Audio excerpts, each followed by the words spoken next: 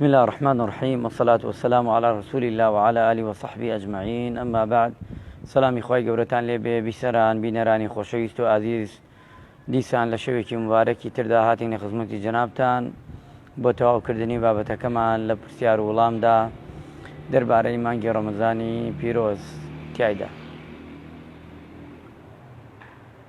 هەر کەسێ پرسیارێکێ دەتوانین ڕاستەوخۆ پرسیارەکەی بکا لێمان، و هەر کەسێکەش پرسیاری دەتوانێت بینێرێ بۆ پەیجەکەمان.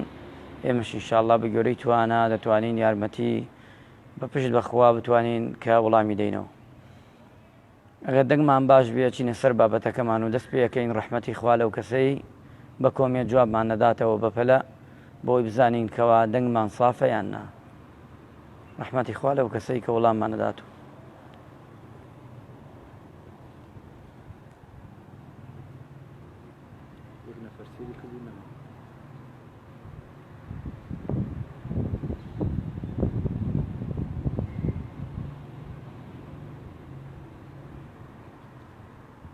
دەنگمان بزان باشە، ئەگە باش بێ دەست پێکەین. یا الله.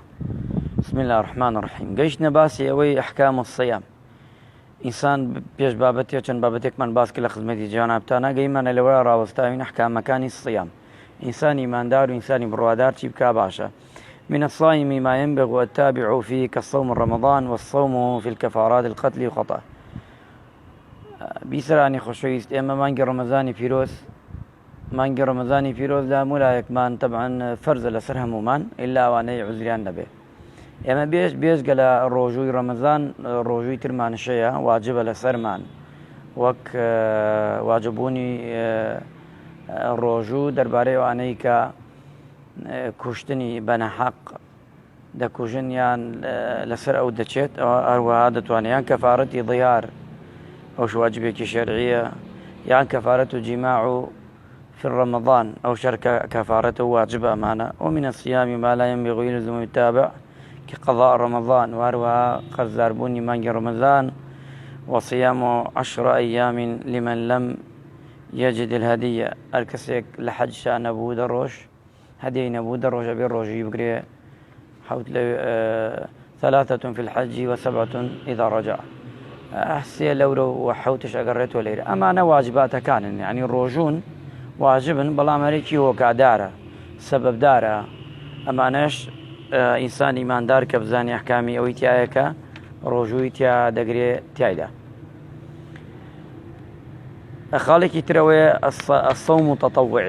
ئەمجا چینە سەر ئەوەی کە تەتەوع ئایا بۆ نمونە ڕۆژە سونەتەکان، ڕۆژوە سونەتەکانی کە ئینسان ئیماندار و بڕوادار کە ئەنجامی ئەدا لە ژیانی خۆیدا ئەو سونەتانەی کە ڕۆژون بەڵام چییە سونەتن.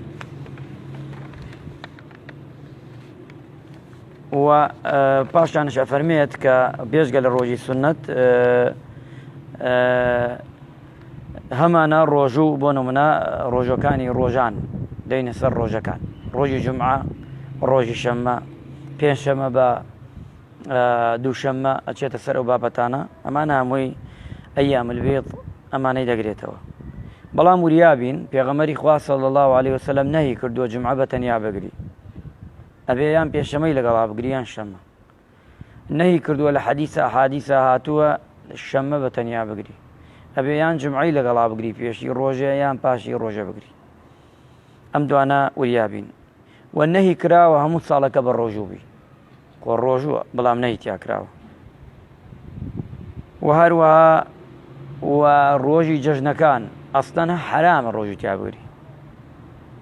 هەندێک ڕۆژمانەیە نەی لێکراوە کەراهەتەیە، هەندێکمانەیە کەراهەتی، هەندێک شەیە کە چییە یەوم الشەکمانەیە، ئایا ڕەمەزان نییە گومانتەیە، ئەمە ناوێ ڕۆژی تیا بگری.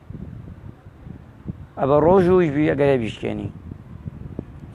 و هەروەها صیام و عیدەین، جەژنی قوربان، جەژنی ڕەمەزان، ئەیام التەشریق، دووەم و سێم و چوارەمی جەژنی قوربان.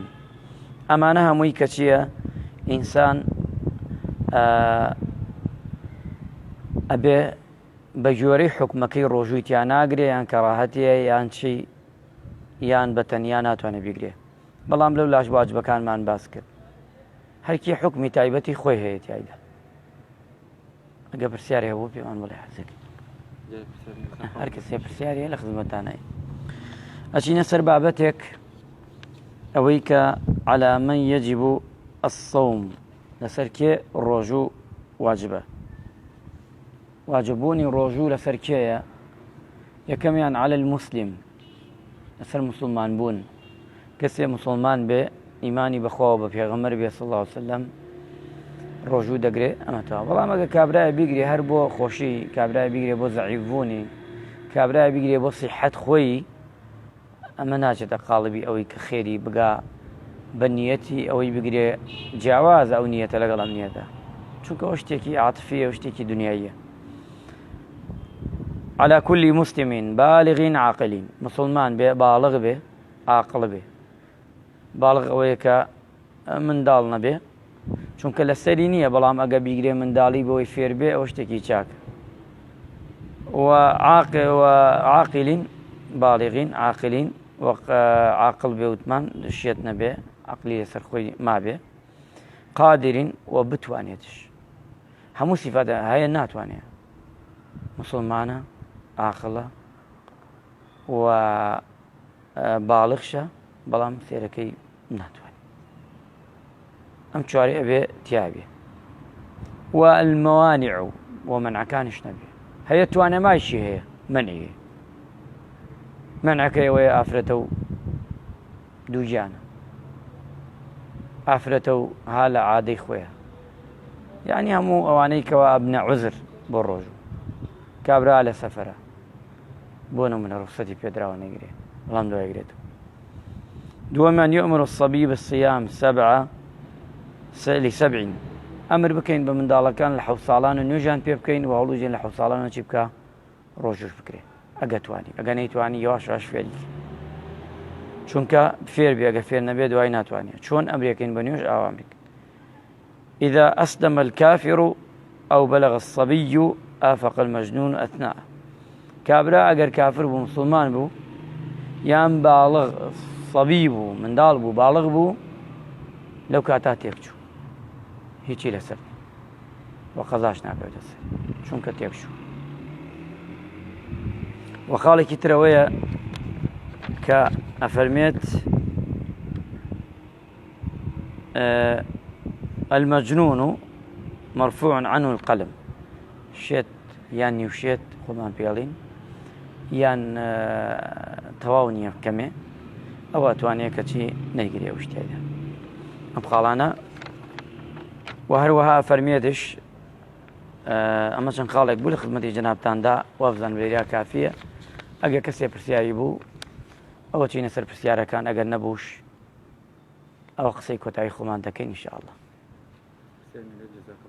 ئەجمعین یا ڕەبی خوای گەورە لێمان وەرگرێ و لێوەش وەرگرێ خوای گەورە جەزای هەموو لایەکمان بداتەوە صلی الله علی محمد وعلى آله وصحبه أجمعين السلام عليكم ورحمة الله وبركاته